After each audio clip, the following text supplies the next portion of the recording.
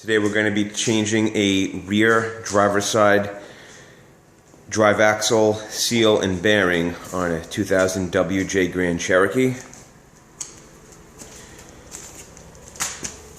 It's hard to tell with all the road salt because it's been snowing and cold here in New York, but the passenger side rear axle shaft area is clean minus the salt. If you switch over and look at the driver's side, you can see all the oil starting to foul up around the shaft assembly. And that is also leaking into the parking brake shoes. It hasn't hit and damaged the brakes or the rotors yet, but if I let this go any further, it will.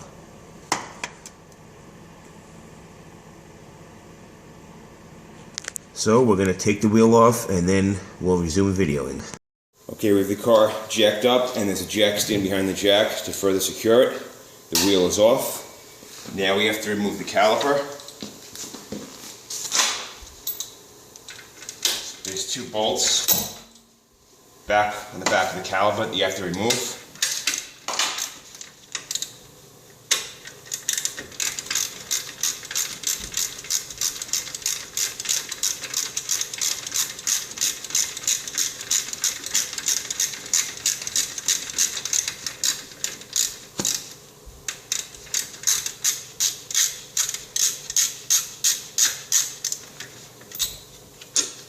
Here's one bolt.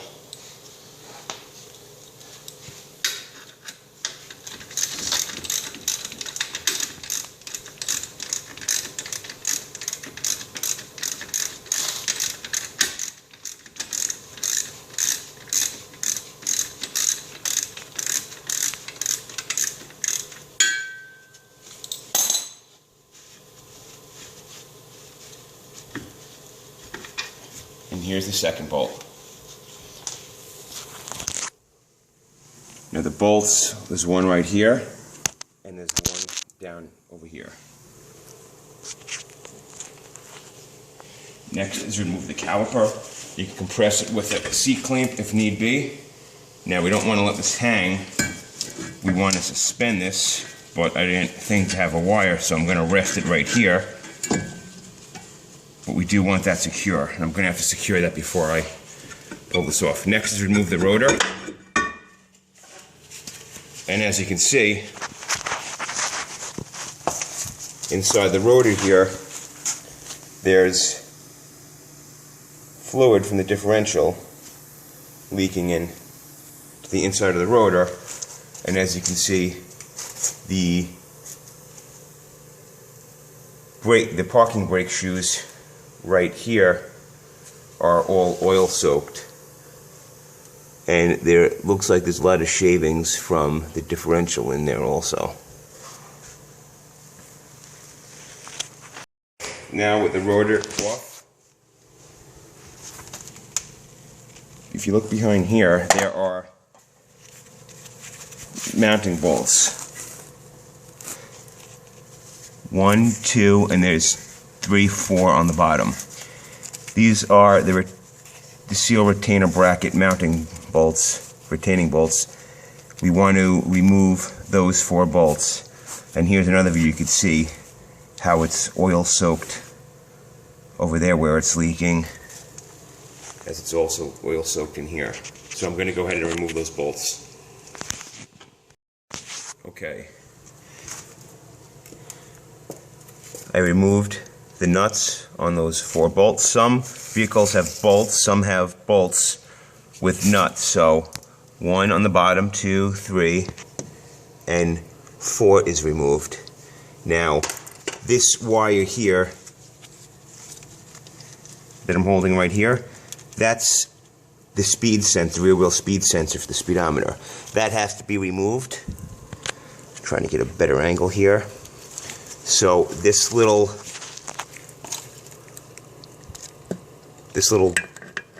bolt right here, that has to be removed also, and that bracket has to come out. Okay, I removed that little nut bolt that was right there, and now this will pull right out.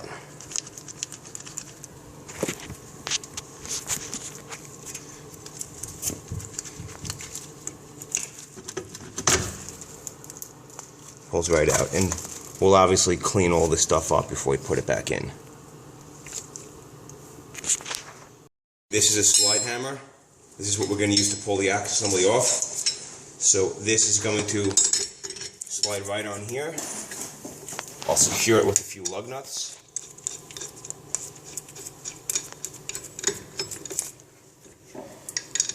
You don't have to tighten them with a wrench just to be hand tight. You just want them on snug.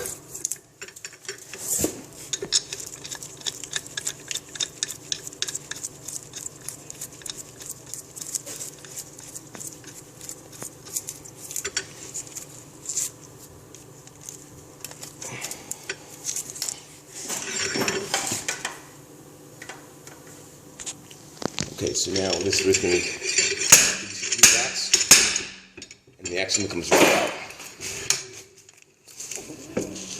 Now you may lose some differential fluid out of here, but what I'm going to do now, I'm going to, which is why I have the cardboard there, but I am going to remove the lug nuts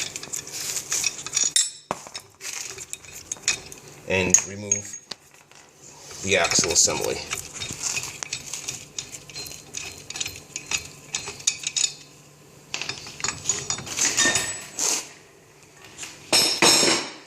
Now, as you can see here, this is the bearing here. Okay, the bearing is still good. I had no noise, no trouble. The problem is the seal, which sits in here, is leaking. You can't replace the seal, you have to cut the whole bearing and retain it. This is the retainer ring. You have to cut all this off to be able to replace the seal.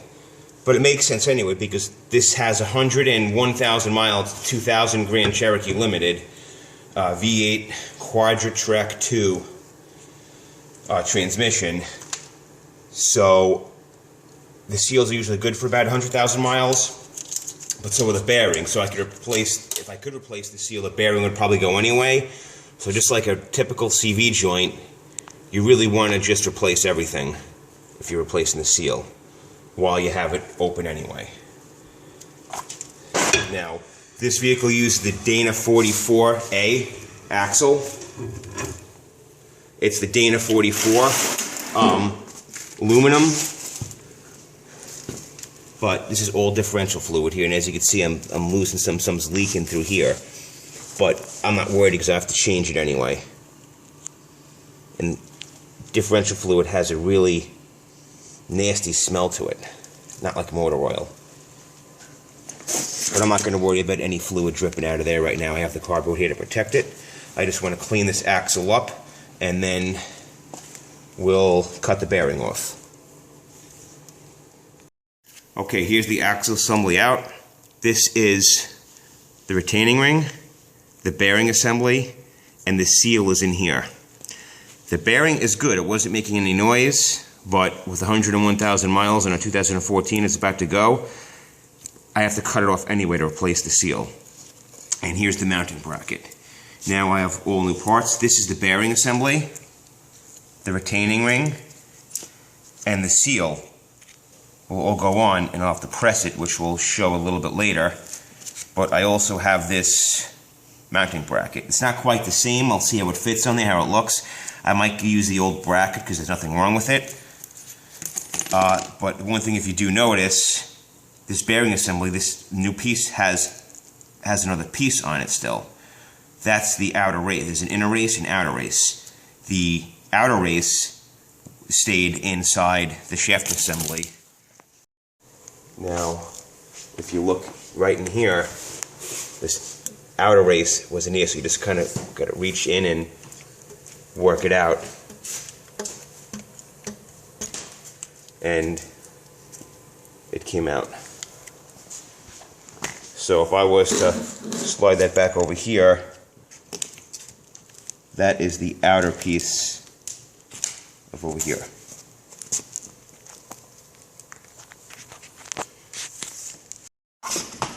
Okay, next step is to cut the retainer ring off. I'm going to use a grinding wheel.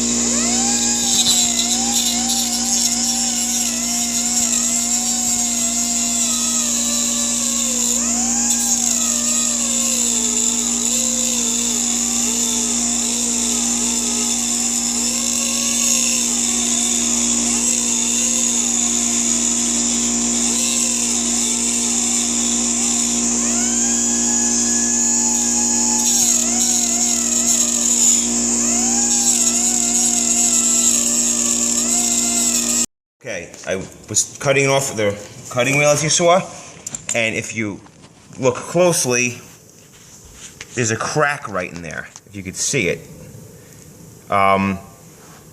As I was cutting it, it got down to the point there's a lot of pressure in here, so it just cracked all the way through. Now I'm going to use an air chisel to further remove it.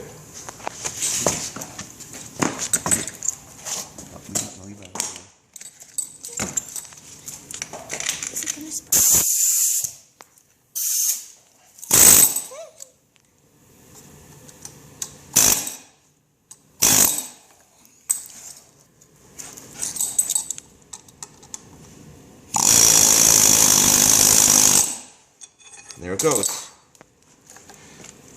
Now, that'll slide off.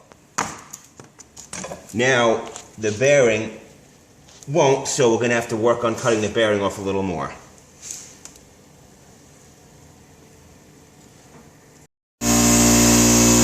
Now I'm just grinding off the bearing and the inner race.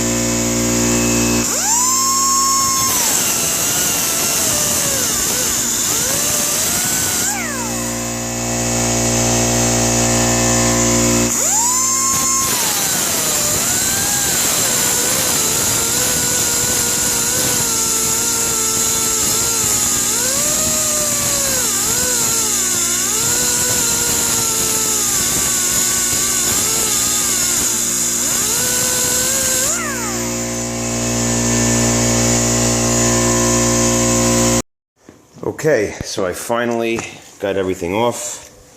This was the inner race for the bearing. This was the hardest to get off. I had to cut through it and then use an air chisel to finish knocking the rest of it off. But everything is off here. Now this is the seal. This is the retainer.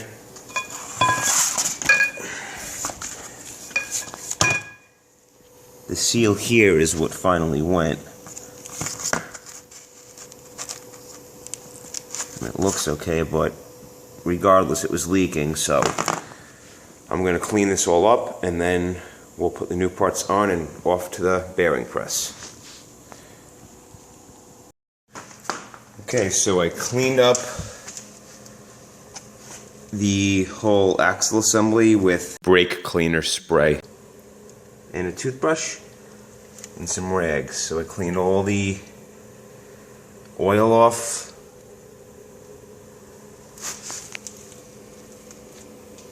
Same thing for the back side.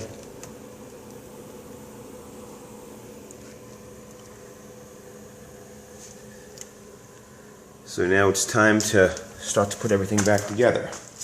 Okay, grab the axle shaft. The retainer goes on first. The seal goes on next. So the dome side to the outside of the axle, the hollow side inside. And you're going to press that down here. Next comes the bearing. The inner race goes on the inside and this little lip to the outside of the axle. But first we have to pack that with bearing grease. So just by hand. We're going to pack that in there.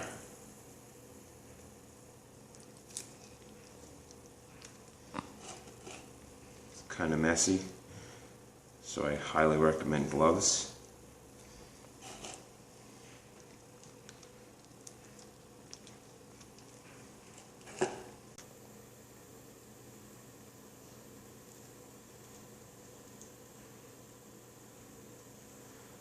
Okay, so now this goes on next,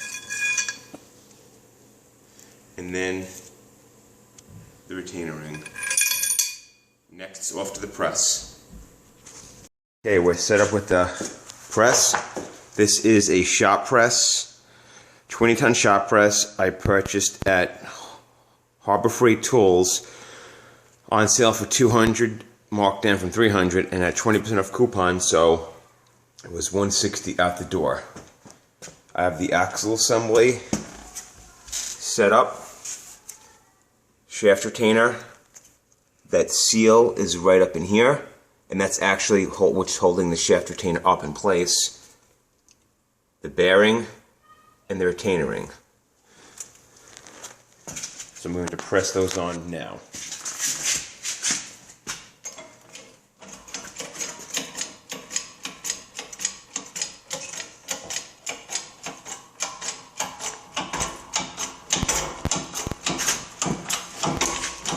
As you can see, it's moving.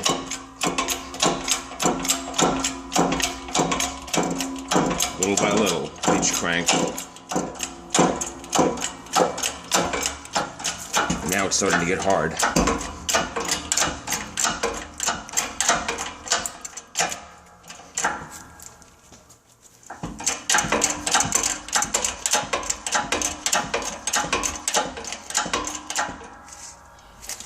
Actually, I want to move the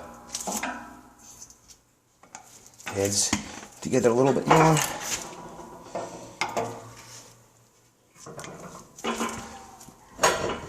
There we go. Just going to reposition it and resume.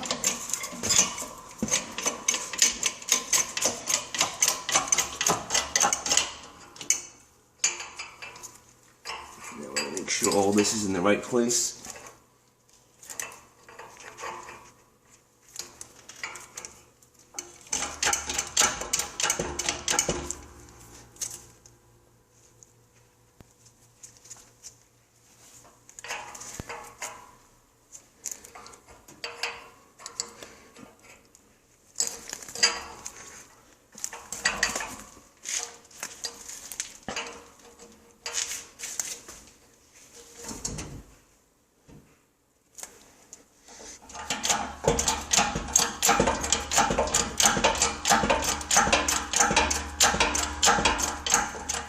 You can see the grease starting to pop out.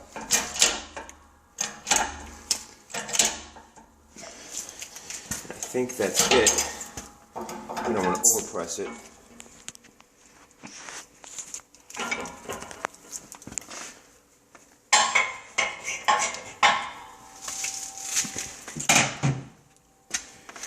So we'll see how this does. The bearing is pressed. Now it's ready to go back in. I clean the inside of the axle shaft out.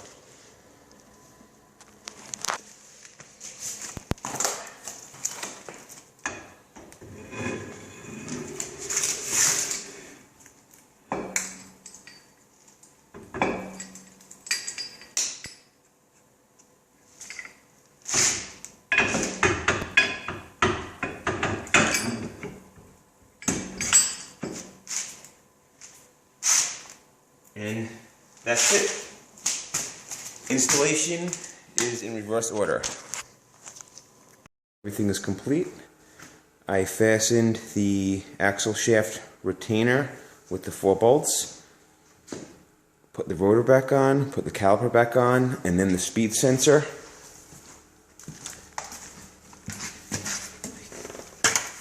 Took it for a test drive.